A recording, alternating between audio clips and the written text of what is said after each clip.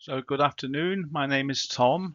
Sorry I couldn't be with you for your biodiversity and sustainability day at Hoylake and Meols. But I'm delighted to have been invited to talk about this, about Natterjacks on the Wirral, the past, present, and future. And I'll quickly introduce myself. I'm not necessarily an authority on the Natterjack toads. There's definitely more knowledgeable people than myself, though I've tried to keep involved as much as possible because I've been passionate about amphibians and reptiles. So actually my gateway for me to become a broader ecologist and conservationist. Um, and I grew up on the Wirral, so for Natterjack toad to be part of our natural heritage, but yet we were practically robbed from this because when I grew up, I didn't. Natterjack toads were not on my doorstep, but they would have been. Um, and this will have um, encouraged me to work more in conservation or be part of conservation, if not professionally as a citizen. I've started out my career working in zoos.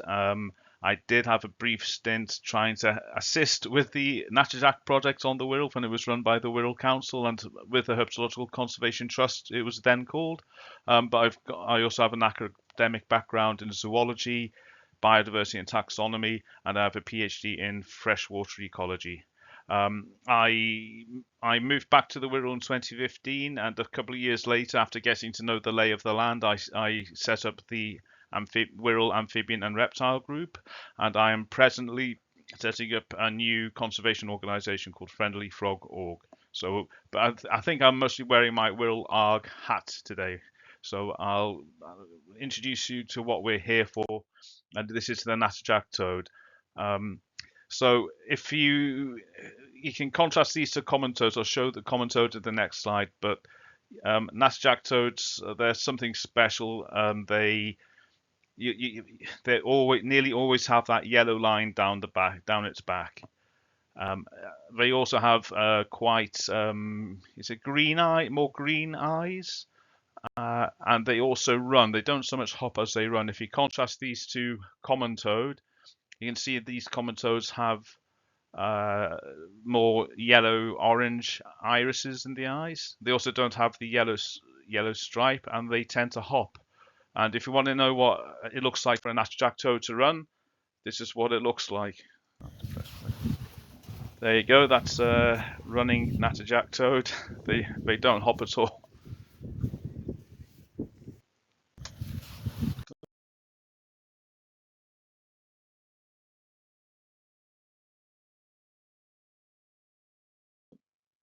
So Natterjack toads have a not quite a pan-European distribution, but they during the Ice Age they'll have been huddled up in the Iberian Peninsula of Spain and Portugal, and they extended northeast up through into Denmark, Russia, and northwest into Ireland and Great Britain. Um, they are about half of its range, especially in the northern countries, they are classified of conservation concern. But then again, in Spain now, they've projected that because Spain and Portugal are going to be getting drier and less wet, they suspect that about the breeding habitat for Natterjack toads is going to go split in half. So while globally Natterjack toads are considered to be least concern for conservation on the ground, it's not necessarily the case, and it probably needs re-reviewing. In Great Britain, no, the island of Great Britain, Natterjack are endangered, as they are in several other European countries. Their stronghold was in the Sefton Coast.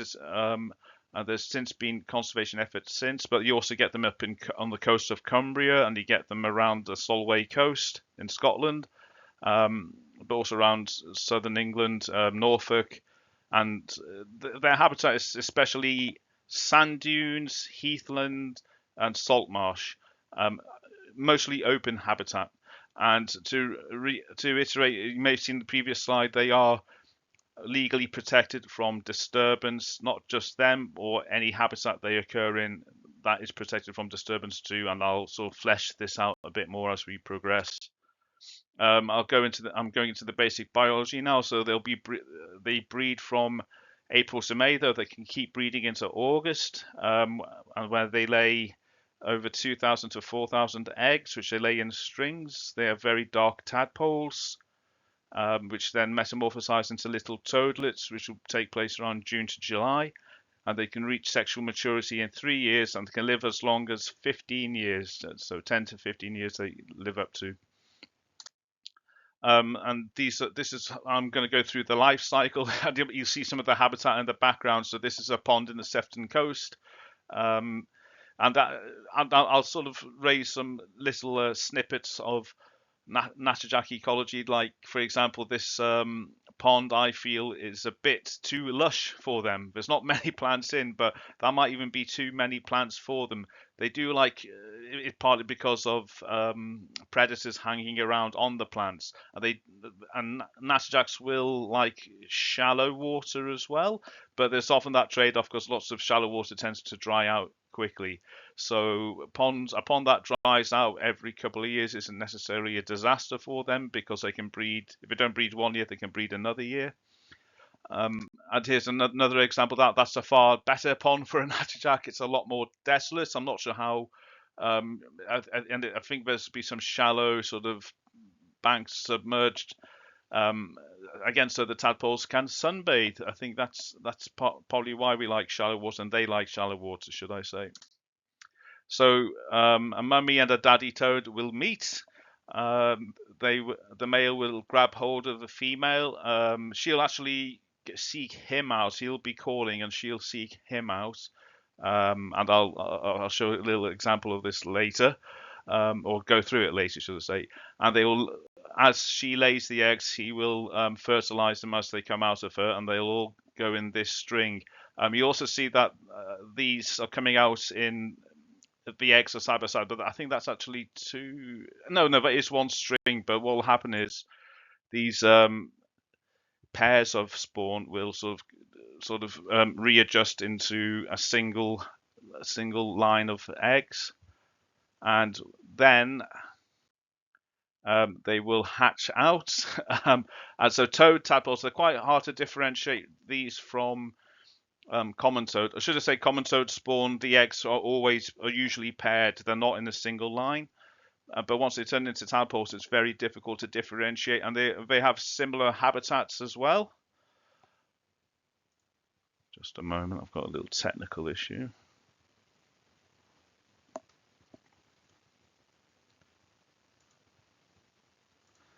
There we go. And the tadpoles tend to be very black and have they're very black, and the tails move like clockwork toys, as opposed to a frog tadpole, where each movement of a tail seems to be in proportion to the movements of the tadpole. And you can see these ones here are developing legs, but once they turn into little toadlets, you can actually tell they're Natterjacks. You can see that yellow line down there. And to just give you an idea of how small they are when they hatch, this is a colleague's finger next to one, and again, this is on the Sefton Coast, which has the more robust Natterjack population, though not necessarily secure in the long term. Though, you know, Sefton Coast could be, it is expansive, but it could be better, but it could be worse, like it is on the Wirral. I should also emphasize this picture was taken where the people involved were licensed to inadvertently disturb Natterjack toads, and this was during a list checking ponds to make sure if we could intervene with any drying and move any tadpoles from one to a less dry pond that isn't imminently drying out. But I'll go into some of the nuances of what you can and can't do if you don't have a license. Yes. So once they metamorphosize, so they'll start growing, they'll start eating, and this is a Natterjack in Red Rocks actually eating, I think it was a crane fly, or maybe even a crane fly globe. It was hard. It's a bit of a blurry. It's a snap from a video. But anyway, so they'll be eating, they'll be beefing themselves up, and then by the time it gets to, they'll hibernate, and then when it gets to the spring, they will emerge and they'll move towards breeding ponds. Again, look at this, a nice sort of shallow bit of water there, and it's not necessarily. This is in Cumbria, so I can't remember if this is a successful breeding pond, but the Birkdale nightingale will start singing. That's one of the nicknames for Natterjack in the Sefton Coast. And I read recently that one of the world authorities on Natterjack toads, when he was young, actually thought Natterjacks were nightingales, and he didn't understand why. He thought that the Natterjacks were moving from tree to tree, making that noise. And I'm not an expert on nightingales, but I assume it might be a similar sound, or definitely to the untrained ear.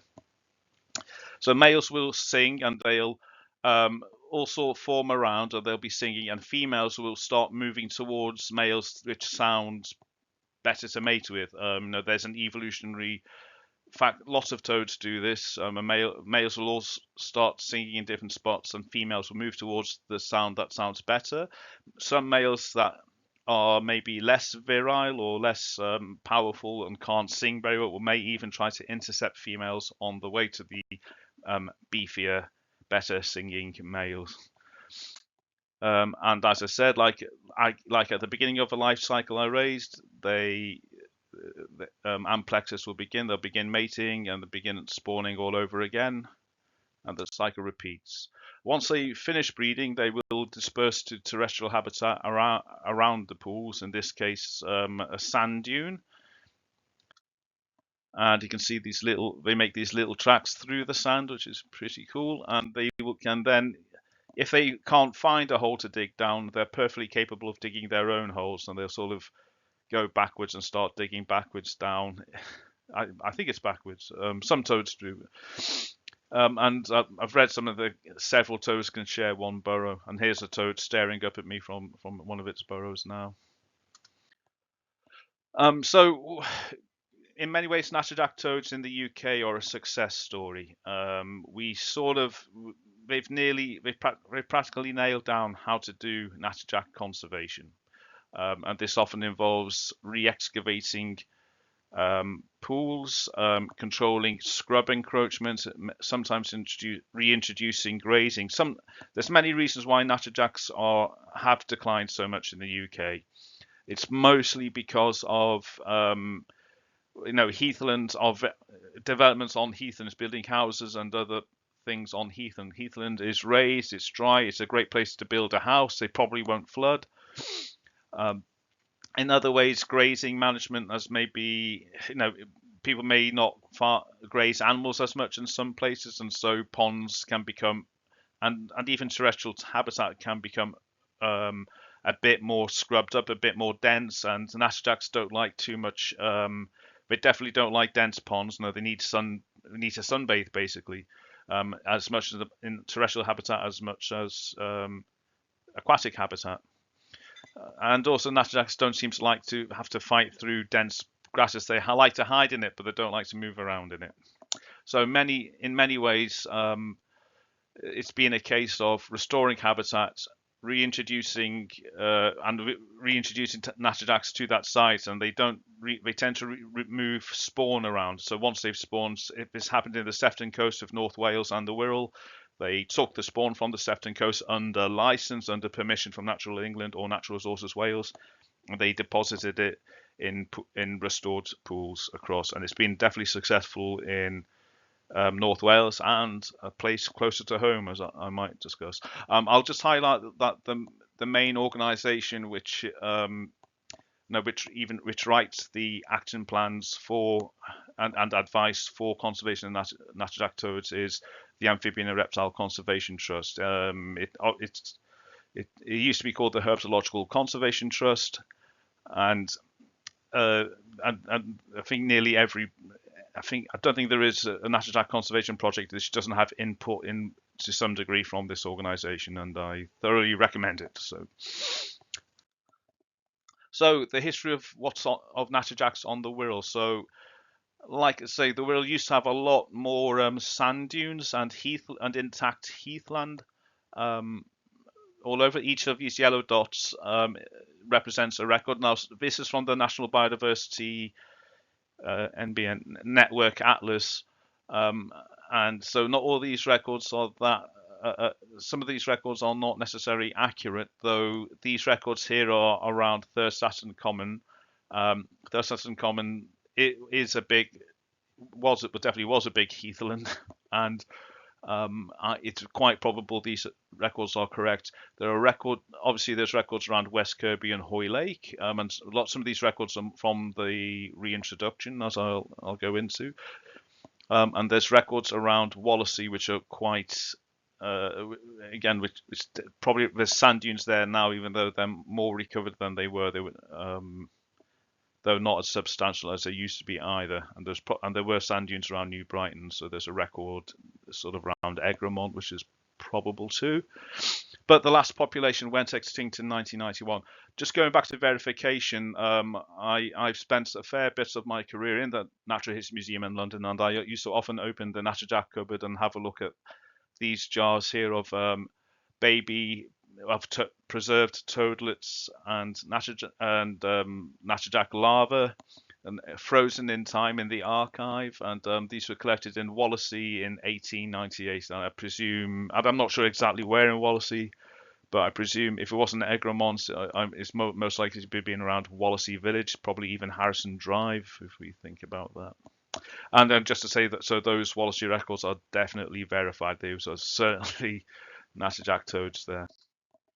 So, like I mentioned, we lost all the Natterjack toads in the early 1990s. It was in the early 2000s. I actually think it might have been definitely year 2000. But I think it might have been late 90s as well, some reintroduction. So I should really have my facts right. But yeah, so the Herpetological Conservation Trust and the Wirral Ranger Service, as it was then called, who were then managing Red Rocks, went to the sand dunes at Red Rocks, which is a triple SI, and it's owned by still owned by the Royal Liverpool Golf Course. But the ponds were created. The spawn was moved from the Sefton coast over under license again to Red Rocks. And subsequently, the Cheshire Wildlife Trust have taken over management of the site, and these ponds are continually maintained to promote Natterjack breeding. And there's been a study on the genetics of that population, comparing it to other sites, other areas in the region, have made an effective population estimate of around 200 individuals. So I hope I've quoted that correctly. Which is a decent start. It's a success, but I think they're still a bit more inbred than when the genetic diversity is definitely less than in the Sefton coast where they came from originally. But this is an example. These are the ponds created and maintained at Red Rocks by the Cheshire Wildlife Trust, and these are monitored by their volunteers.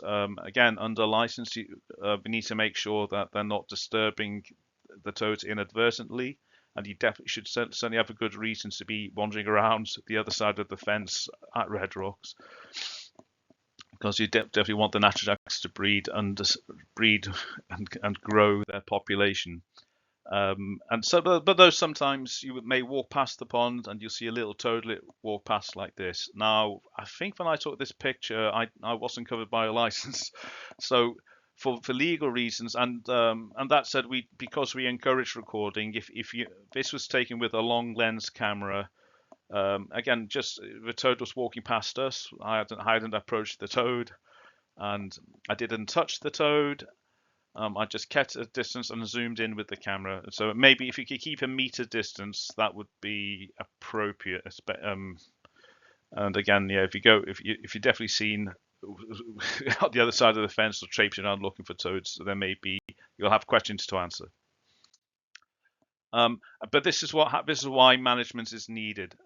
This is actually the original pond where the reintroduction took place for Natterjack toads. You can see this is overrun by common reed, Phragmites australis.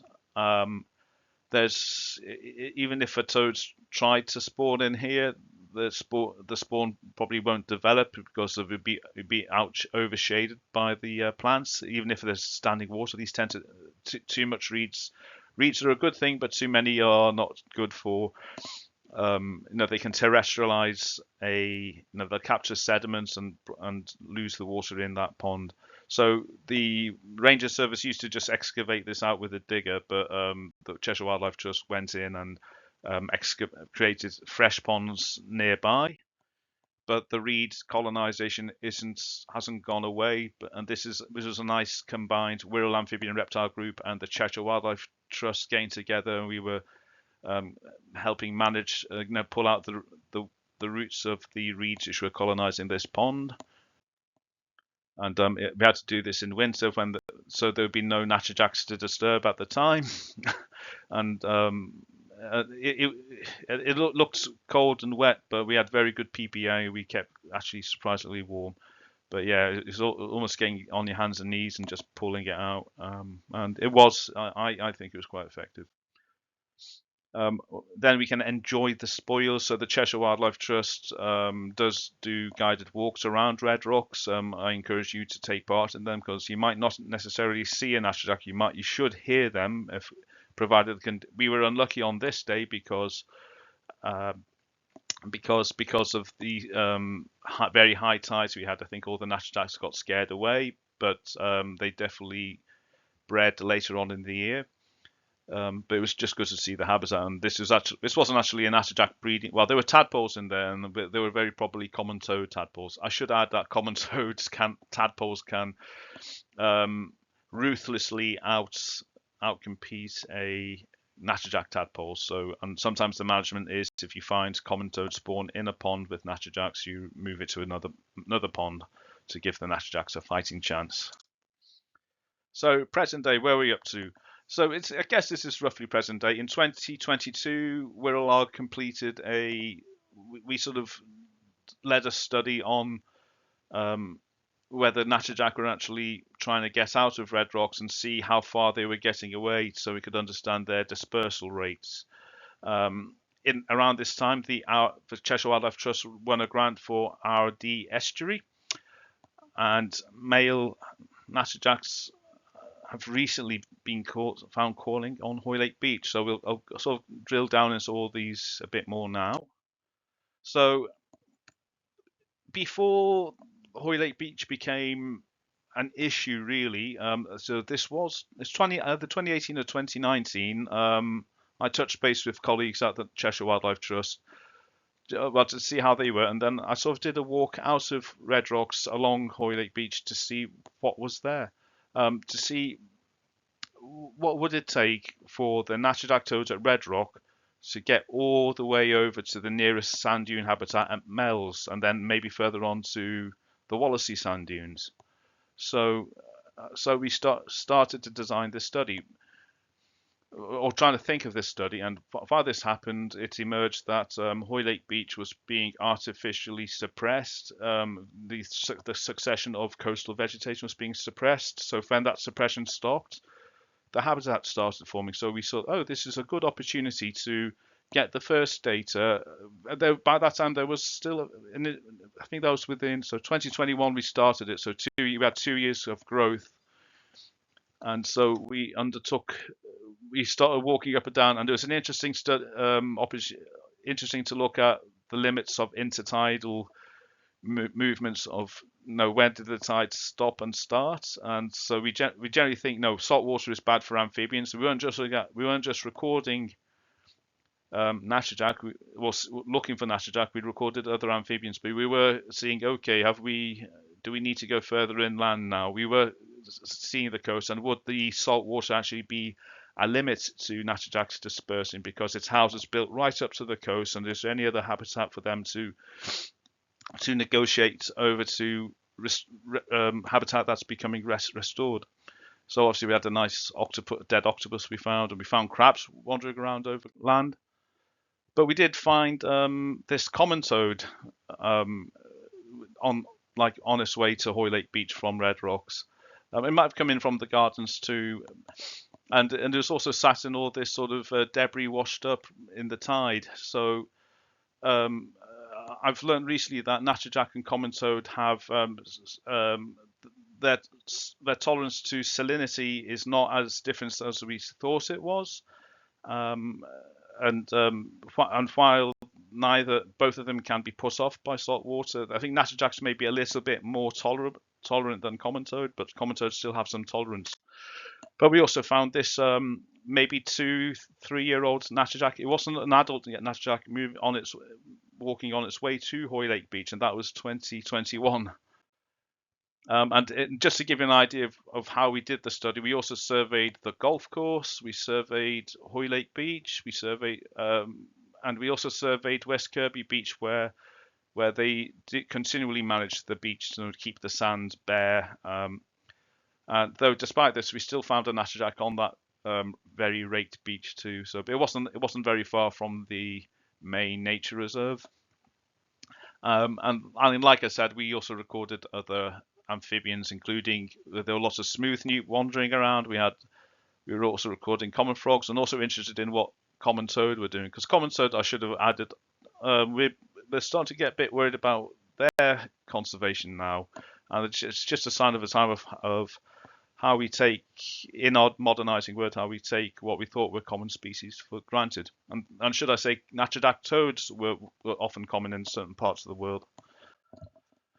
Oh, and this is that Natterjack you saw running before. This was on West Kirby Beach. Even though it was on it, that direction it was going back toward the nature reserve and the natural habitat. Oh, and like I said, like we mentioned before, we found little pools forming on Hoylake Beach. In this case there was frogs had spawned in these pools, and tadpoles did develop, though I don't think they turned into froglets in the end. I think the pools may not have been clean or pleasant enough for them to develop in. But something special happened this year. We knew Natterjacks were on the way to Hoylake Beach, but we didn't think we'd hear this so soon. So I'll just see if we can start that.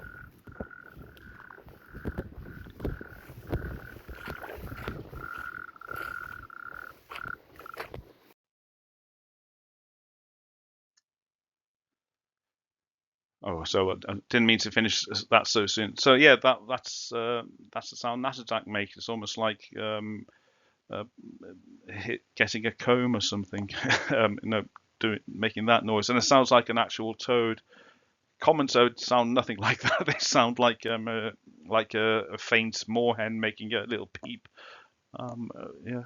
So the future is possibly already here. Natterjack toads have begun to colonize Hoylake Beach. That is without question. That's been verified by other ecologists now.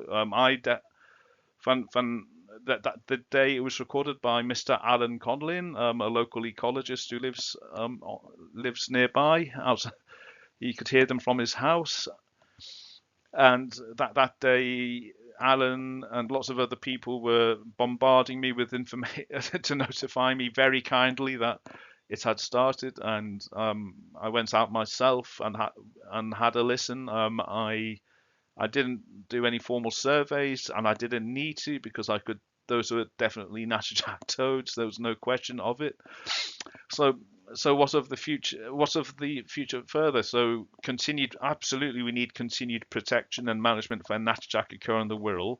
We've done the work to understand the limitations of their use of habitat. So I should have shown in the previous map that we found Natterjack walking up and down Stanley Road. And they're probably in people's gardens. So if you can maybe, if you live nearby a Natterjack habitat, you can maybe think about what I've talked about, what suitable habitat is. If you can maybe do Natterjack friendly gardening, which is keep it quite low sward with maybe some areas to hide in, and if you have a garden pond, just keep it shallow and relatively desolate, and the Natterjack might breed in it. You never know.